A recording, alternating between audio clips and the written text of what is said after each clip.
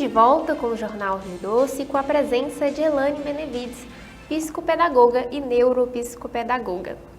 Elane, voltando para a questão ali das finanças, né? Como que os pais podem ajudar na educação financeira dos filhos? Eu falo assim, que é engraçado que se o pai e a mãe não têm uma boa gestão, não sabe como gerenciar o seu dinheiro, não vai conseguir ensinar para os filhos. Então, o ponto principal é esse. Primeiro, os pais também terem noção da capacidade deles, se conseguem ou não ter um bom gerenciamento financeiro. Caso contrário, deve procurar um profissional para poder ajudá-los. Mas como que a gente faz isso em questões práticas do dia a dia? Já viu aquelas moedinhas, aqueles dinheirinhos que são de brincadeira, de papel? Você trabalhar com a criança isso, ele saber quanto que é a questão de valor, o que cada objeto custa, você ajudá-lo. Então agora você que vai pagar, você que vai fazer o pagamento, qual que é o troco. Então parece que é uma brincadeira, mas é uma brincadeira preparando para a vida. É uma brincadeira que ajuda nas definições cognitivas. Então ele começa a pensar, a calcular, a ver o que ele pode comprar com aquele dinheiro, qual que é o troco, o que ele pode fazer, quanto que se juntar ele vai conseguir comprar outra coisa. Então, de uma maneira bem simples, bem tranquila, que está acessível para todo mundo, você pode fazer. Além do que, é fazer escolhas. Tem pais que, por exemplo, os filhos aprontam muita coisa e aí eles acabam premiando assim mesmo. Então, não, você tem por merecer, tem por direito, mas você aprontou, não fez, então agora você vai esperar. Para ele saber que na vida a gente não consegue tudo de forma fácil. Então, são maneiras que os pais podem trabalhar conversando, dizendo dos valores. Eu sempre digo o seguinte, as coisas têm preço, as pessoas têm valor. Então, você fazer com que o seu filho diferencie isso, valor de preço, dar valor às pessoas e preço às coisas. Voltando um pouquinho agora para o caso da Larissa Manoela, tem, assim, lições que a gente pode tirar do caso dela? Tem. Primeiro que essa questão mesmo do cuidado dos pais. Se os pais forem permissivos demais com uma criança, ela não vai ter uma boa condição, porque tudo ela vai achar que pode. Se os pais forem controladores demais, a criança cresce meio que numa bolha, numa redoma, e ela não vai saber lidar sozinha com as adversidades da vida. Então, o papel do pai, e às vezes eu falo, o pessoal fala assim, Elane, você joga tudo para cima dos pais. Eu falei, não, mas assim, a criança, no estatuto, é bem claro isso. A responsabilidade de cuidar, de orientar, de prover, é dos pais. E aí, à medida que vai crescendo, a orientação e o cuidado.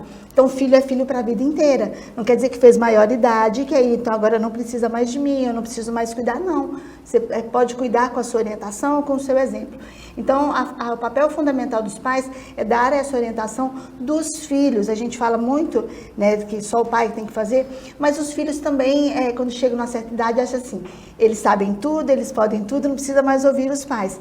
E aí eu digo para vocês, a voz da experiência é a melhor coisa que tem. Então, tem frustrações que eles passam que poderiam ser evitadas.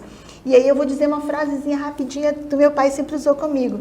Ele sempre disse assim, se você está vendo o erro nas outras pessoas, para que você precisa cometer aquele erro? Você já viu que deu errado?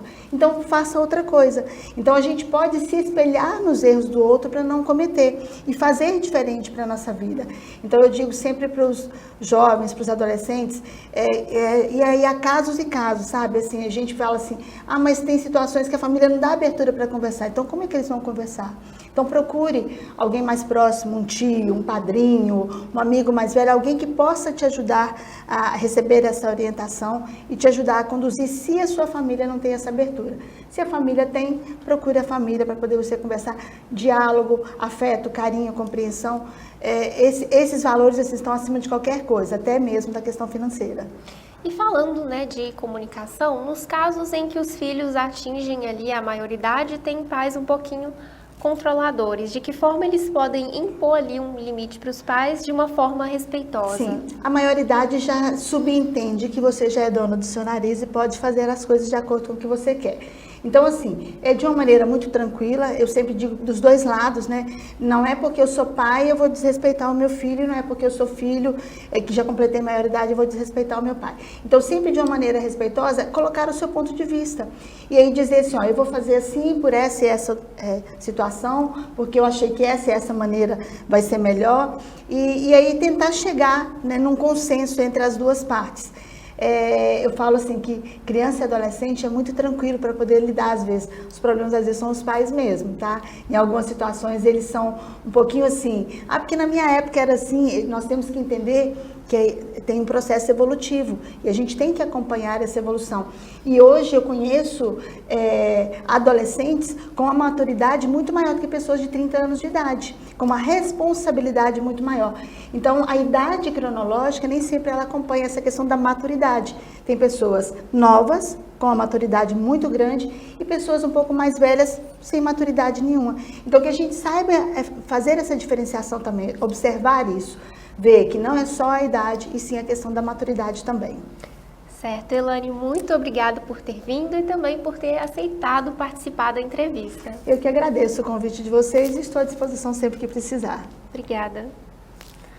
O Jornal Rio Doce vai ficando por aqui. Uma boa noite para você e até segunda-feira.